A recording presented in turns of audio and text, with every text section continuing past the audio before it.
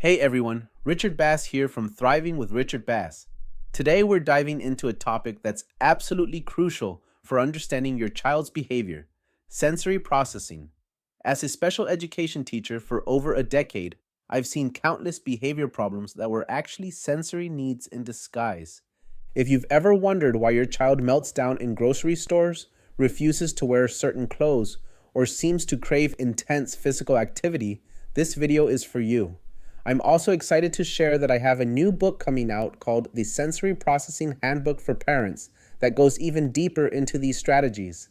In the next 10 minutes, I'll explain how sensory processing affects behavior, share real examples from my classroom and the families I've worked with, and give you practical tools you can start using today. Let's get started. What is sensory processing? Sensory processing is how our nervous system receives, organizes, and responds to sensory information from our environment and our own bodies. We all process the traditional five senses: sight, sound, touch, taste, and smell. But there are also three additional sensory systems most people don't know about. Proprioception. This tells us where our body is in space. It's why you can touch your nose with your eyes closed. Vestibular. This is our inner ear system that helps with balance and movement.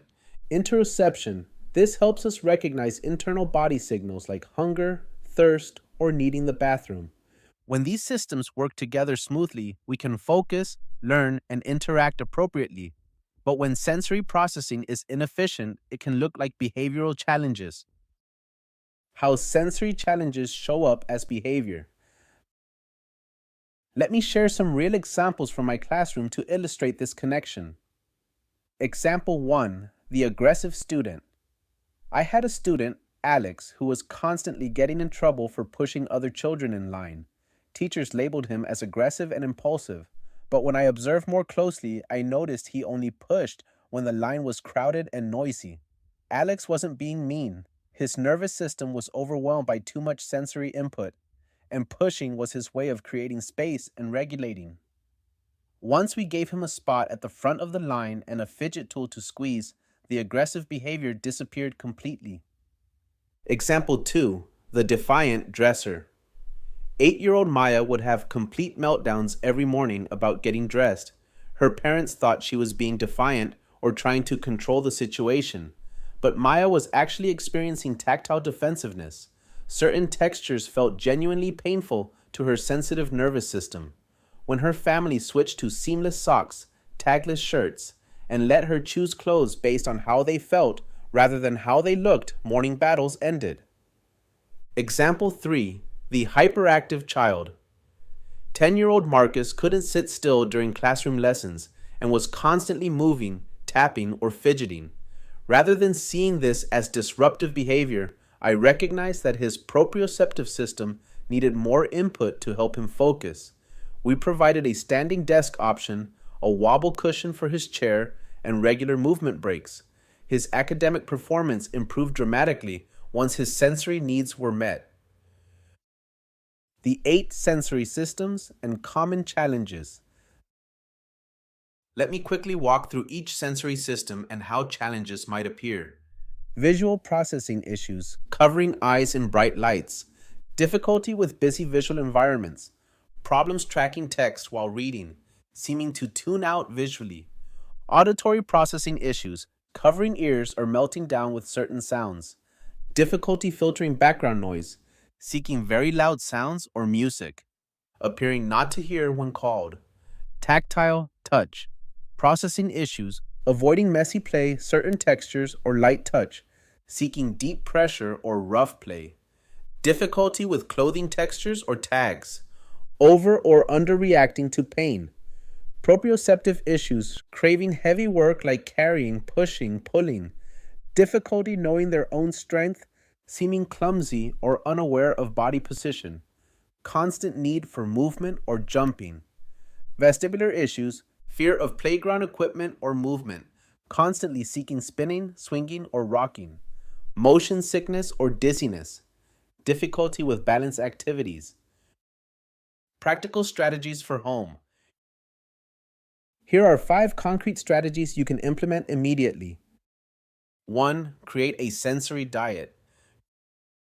Just like we need balanced nutrition, children need balanced sensory input throughout the day. This might include heavy work activities before challenging tasks, carrying laundry, wall push-ups, calming sensory breaks, deep breathing, gentle music, dim lighting, alerting activities when energy is low, jumping jacks, crunchy snacks. One family I worked with implemented a 10-minute sensory snack before homework time. Their son would do wall push-ups and then sit on a therapy ball while working. His focus and frustration tolerance improved dramatically. 2. Modify the environment. Small environmental changes can make huge differences. Use noise-canceling headphones in loud environments. Provide fidget tools during focus times. Adjust lighting, natural light, avoid fluorescence when possible. Create quiet, low-stimulation spaces for breaks. 3. Offer sensory choices. Give children control over their sensory experiences. Let them choose between a few clothing options based on texture. Provide different seating options, beanbag, wobble cushion, regular chair. Offer various fidget tools and let them select what helps. Allow input on environmental factors like music volume or lighting. 4. Recognize sensory overload. Early. Learn your child's early warning signs of sensory overwhelm, changes in voice volume or pitch, increased fidgeting or restlessness, difficulty following directions they usually can handle, emotional volatility or quick frustration. When you notice these signs, implement sensory strategies proactively rather than waiting for a meltdown. 5. Validate sensory experiences. Remember that sensory challenges are real, not behavioral choices. Instead of, stop being so sensitive, try, I see that sound is really bothering you. Let's find a way to make it more comfortable. Common misconceptions. Let me clear up some myths about sensory processing. Myth 1, they'll grow out of it. While children do develop coping strategies, sensory processing differences are neurological and typically lifelong. The goal is developing tools and accommodations, not fixing the child. Myth 2, it's just an excuse for bad behavior. Sensory processing challenges are real neurological differences. When we address sensory needs appropriately, challenging behaviors often resolve naturally. Myth 3, only children with autism have sensory issues. Sensory processing challenges occur across all populations and can exist independently of any other diagnosis. Myth 4, accommodations will make them weak.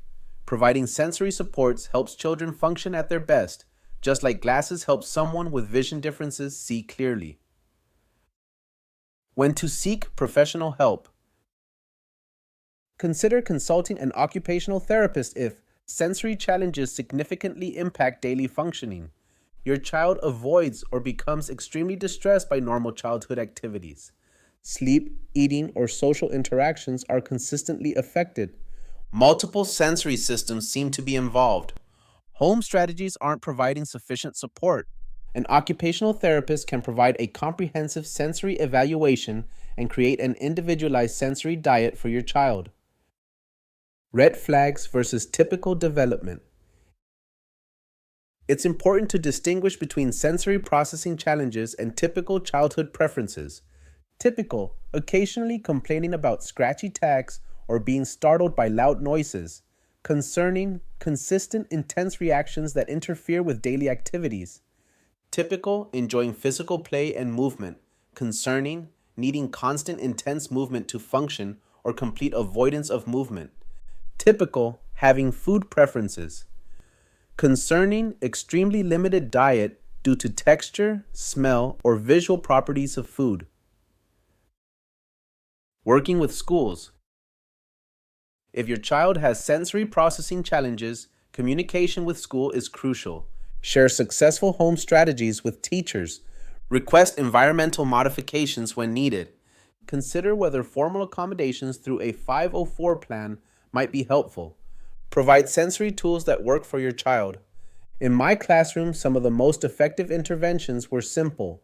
A student who needed movement got a standing desk, another who was tactile defensive got to use a pencil grip, and a child sensitive to sound got to wear noise, reducing headphones during independent work. The behavior connection. Remember, behavior is communication. When we see challenging behaviors, especially if they seem inconsistent or situation specific, consider the sensory environment. What sensory input is present? Is the child seeking or avoiding something? Could a sensory need be driving this behavior? What accommodations might help? Once sensory needs are met, you'll often find that traditional behavioral strategies become much more effective because the child is in a better state to learn and respond appropriately. Understanding sensory processing has been a game changer in my work with children and families. When we recognize that many challenging behaviors are actually sensory needs in disguise, we can respond with support rather than punishment, leading to better outcomes for everyone. The key is becoming a sensory detective, observing when challenges occur, what sensory factors might be involved, and experimenting with supports that address underlying needs rather than just managing surface behaviors. For much more detailed information, strategies, and tools, check out my new book, The Sensory Processing Handbook for Parents. It includes comprehensive guides for each sensory system, detailed sensory diet planning, and troubleshooting guides for common challenges. That's all for today. If you found this helpful, please hit that like button and subscribe to Thriving with Richard Bass. Drop a comment below sharing your experiences with sensory processing. Have you noticed connections between your child's sensory needs and their behavior? See you in the next video.